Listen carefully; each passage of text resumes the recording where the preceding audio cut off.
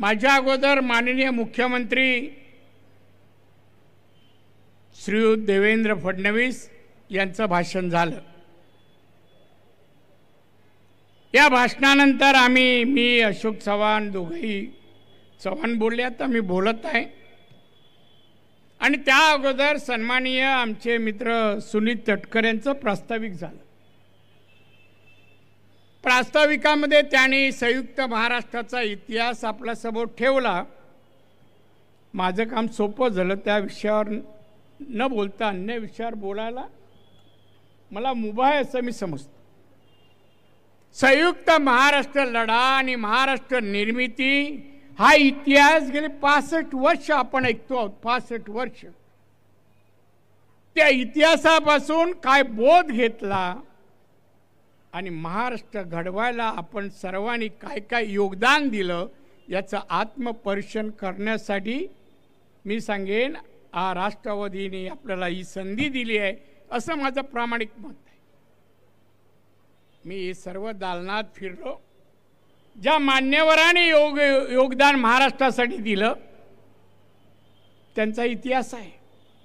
आपण सर्व नतमस्तक आहोत त्यांच्या समोर, पण त्यांच्या कार्यापैकी आपली नैतिक जबाबदारी काय पुढे आहे ती आपण स्वीकारली आहे का? आणि महाराष्ट्रासाठी, महाराष्ट्राच्या जनतेसाठी हा वैभवशाली महाराष्ट्र घडावा, लोककल्याणकारी महाराष्ट्र शिवबांचा घडावा म्हणून आपली कृतीमध्ये काय आहे याचं आत्मपरीक्षण व्हायला पाहिजे। एक चांगल्या उपक्रमालाही आपण एकत्र येत नाही। काय आपली मानसिकता आहे?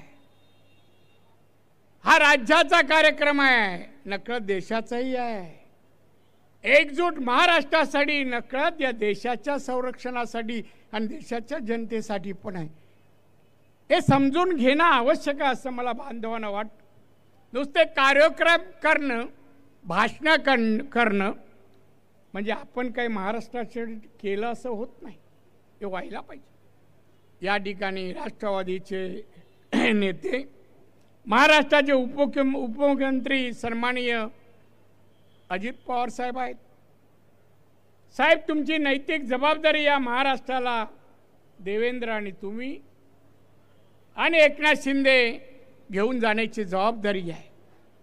काही आकडेवारी मुद्दाम मी बोलणार, बाकीचा इतिहास सगळ्यांनी सांगितला, नाही सांगितलं तर इथे परत जाऊन पाहता येईल, वाचता येईल। हा महाराष्ट्र संयुक्त महाराष्ट्र बनला 1960 साली। या मुंबईमध्ये मराठी माणूस 52% होता, 52%। माननीय अजित पवार साहेब आज फक्त 22% आहे, 22%। ही मराठी माणसाची अधोगती। आपण एवढे मुख्यमंत्री झालो, मग मराठी माणसं गेली कुठे याचा शोध आपण घ्यावा आणि यासाठी कुठे कमी आपण पडलो, मी त्याच्यात आहे, कुठे कमी पडलो हे आपण पाहिलं पाहिजे, कुठे गेला। मला हेही सांगायचं आहे, महाराष्ट्र प्रगतशील महाराष्ट्र आम्हाला घडवायचं आहे, आता घडवतोय असं आपण वारंवार म्हणतो। आज आपल्या देशात दरडोई उत्पन्नामध्ये गोवा, सिक्कीम, तामिळनाडू, गुजरात, कर्नाटक पुढे आहे दरडोई उत्पन्नात। आपल्या लोकांचं उत्पन्न वाढावं। छत्रपती शिवाजी महाराजांच्या काळात हा लोककल्याणकारी महाराष्ट्र घडवायचा पण निर्धार महाराजांनी केला। एवढ्या वर्षानंतर, 333 वर्षानंतर आपण घडवला का? आपल्या हातून का नाही झाला याचं आत्मपरीक्षण पण व्हायला पाहिजे। सत्तेवर बसलं, सत्ता केली, पद भूषवलं, अभिनंदन लोक करतील, पण पुढचा इतिहास आपल्या नावाने लिहिला जाणार, त्यात काय उल्लेख आपला होईल याचाही विचार करायला। आज आमच्या देशाचे पंतप्रधान वारंवार म्हणतात भारत जागतिक अर्थव्यवस्थेमध्ये 3ऱ्या क्रमांकावर लवकरच येतील। आज आपण 5व्या क्रमांकावर आहोत।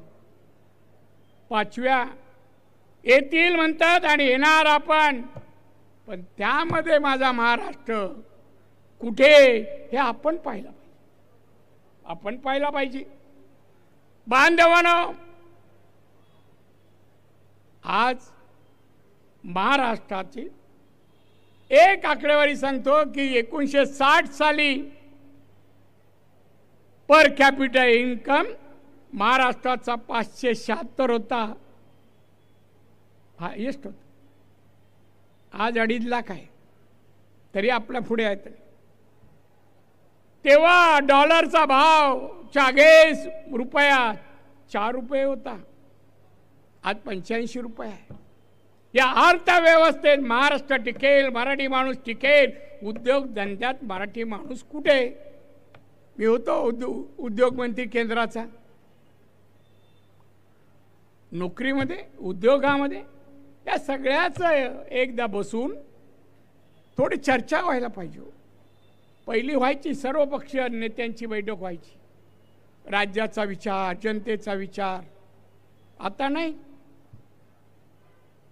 आज किती जणांना आमंत्रण दिलं. आमच्या अजित पवार साहेबांनी, तटकरे साहेबांनी किती आले. नुसतं महाराष्ट्र माझा, छत्रपती शिवाजी महाराज आपले. तुम्ही कुठे? तुमचे योगदान काय?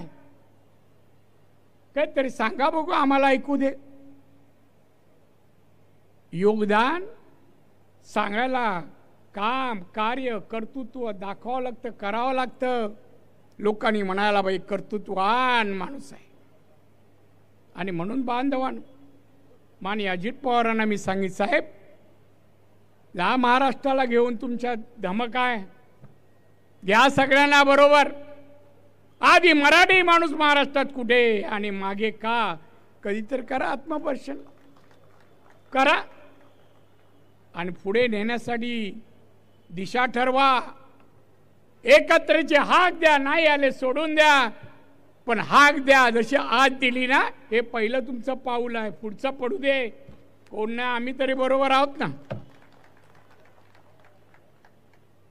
आणि म्हणून शब्द भाषणाच्या पलीकडे कर्तृत्व येतं. कर्तृत्व येतं. मी काय करावं या महाराष्ट्रासाठी. महाराष्ट्र दरडोई उत्पन्नात, GDP मध्ये अन्य राज्यापेक्षा पुढे असला पाहिजे. असला पाहिजे. गुंतवणूक दरडोई उत्पन्नात दिसावी. गुंतवणूक GDP मधून दिसावी. आकडे नुसतं लाखात, करोडोमध्ये सांगून उपयोग नाही. दिसली पाहिजे. गरिबी नष्ट करा. 12% असो, 9% असो, 10%. बेकारी संपवा. कुपोषित बालकांची संख्या 0 करा. हे आकडे दुःख देणारे आहेत.